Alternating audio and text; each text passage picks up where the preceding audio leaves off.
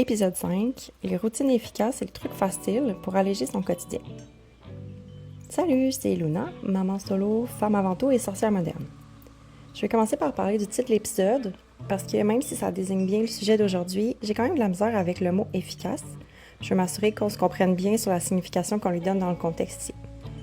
D'un côté, tant qu'à poser un geste, tant qu'à faire quelque chose, je préfère quand ça donne l'effet escompté, donc quand ça fonctionne, que c'est efficace.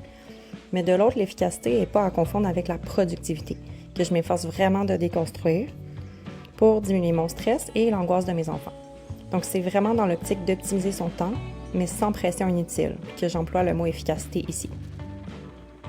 Je veux aussi souligner, puis je vais continuer de le répéter des fois parce que je trouve ça trop important, ce que je partage n'est pas nécessairement bon pour tout le monde. Je réinvente ni la maternité au complet, ni comment vivre mieux, mais je tiens à jaser de ce qui fonctionne pour moi, parce que même si ça ne fonctionnera pas pour tout le monde, ça risque de fonctionner pour plusieurs, puis c'est déjà ça de gagner.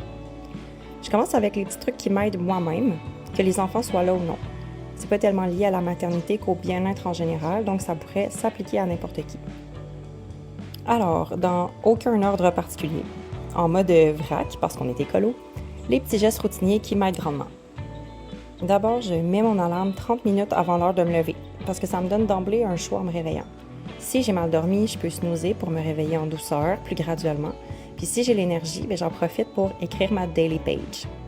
Cette page fait justement partie de mes trucs aussi. J'essaie de l'écrire le plus près du réveil possible. Mon cahier est d'ailleurs sur ma table de chevet. Idéalement, c'est de l'écriture automatique pour vider son cerveau de tout ce qui submerge au réveil, pour noter ses restants de rêves ou pour n'importe quoi qui sort sans qu'on le force. Chaque semaine, je repasse au travers et c'est vraiment une mine d'or. Il y a des choses incompréhensibles qui me font juste rire, mais je trouve aussi des pistes de réflexion, des bouts de liste d'épicerie, des idées de vidéos, des trucs que je veux apprendre ou approfondir, des objectifs à atteindre ou des messages à passer à des proches. Ça allège vraiment le cerveau de commencer la journée en le vidant, d'une manière créative, mais aussi retraçable en plus. Autre point, quand je fais la vaisselle, je me garde des petites tâches courtes à faire pendant que je laisse tremper une batch, mettons. C'est moins chiant à laver ensuite parce que la chenoute a décollé, puis ça permet d'avancer de front 2 projets à la fois.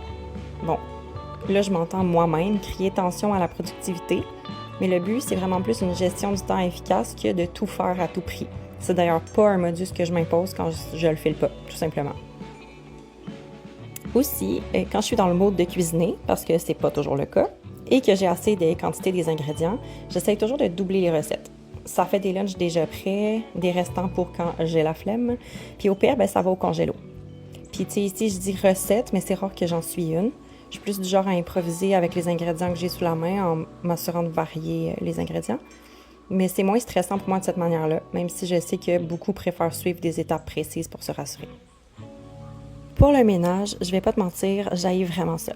J'ai essayé la méthode journée de ménage pendant un bout de temps, de tout garder les grosses tâches pour la même journée, me mettre dans le mood avec une playlist de dance floor dans les écouteurs, mais ça fonctionnait pas super bien pour moi. C'était comme trop long. C'est trop longtemps des tâches que j'haïs. Depuis un moment, j'en fais un peu plus chaque jour, ou presque. Comme ça, c'est bien moins long, puis j'ai moins le temps de perdre tout mon courage. D'ailleurs, quand j'ai beaucoup de choses à faire, j'aime alterner comme objectif le fun et moins le fun pour me garder de bonne humeur. Ça me trick un peu à penser que c'est comme une forme de reward. Bon, il y avait bien trop d'anglais dans cette phrase-là, je m'en excuse. Autre chose, j'ai tendance à être relativement éparpillée puis à perdre certaines choses facilement. J'ai vu un reel un jour qui m'est resté collé en tête et qui m'aide tellement. Ça disait « Don't put it away, put it back ». Donc, mets-le pas quelque part, juste range-le. Quand j'ai fini avec un objet, au lieu de juste le déposer randomly, je prends les secondes de plus pour aller le remettre toujours à la bonne place. Bon, je suis pas parfaite, je le fais pas toujours, mais très souvent. Donc, honnêtement, merci, grand Dieu Méta, pour cette rencontre virtuelle. Ça me sauve vraiment beaucoup de temps à me chercher ensuite. D'ailleurs, un autre truc que j'ai trouvé en ligne, puis qui m'aide à devenir une meilleure version de moi-même, rien de moins, c'est de nommer son cerveau et ou son anxiété. Vraiment lui donner un nom, les baptiser, pour leur parler avec une distance, puis que ça ne nous définisse pas tout entière. Comme ça, quand on a des pensées intrusives, on peut carrément dire, par exemple, « Non, là, Brenda, tu me déranges, j'ai besoin que tu te taises parce que tu sais que ce que tu dis, c'est pas vrai. » Le but, c'est pas d'invalider nos propres sentiments non plus, mais vraiment de faire la distinction entre ce qui vient de l'extérieur et qu'est-ce qui nous appartient réellement à nous.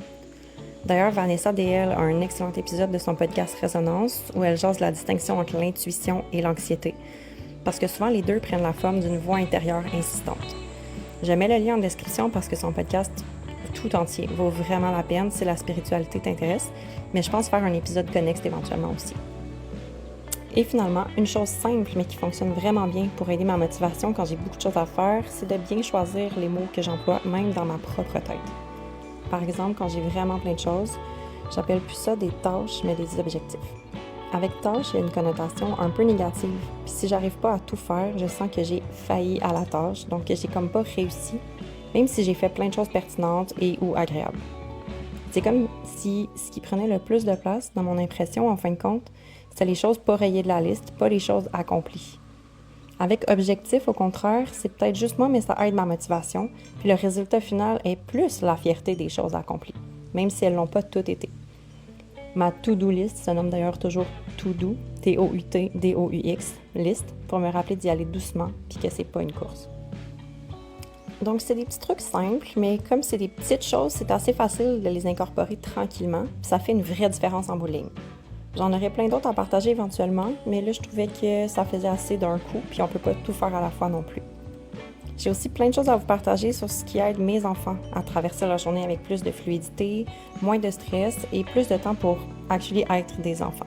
Mais j'ai déjà pris plus de temps que je pensais, alors on va se garder l'autre moitié pour une prochaine vidéo. Abonne-toi pour la partie 2 et ou, si tu t'intéresses à la parentalité bienveillante, à la slow life, à la spiritualité sans pression et au petit bonheur du quotidien. À bientôt!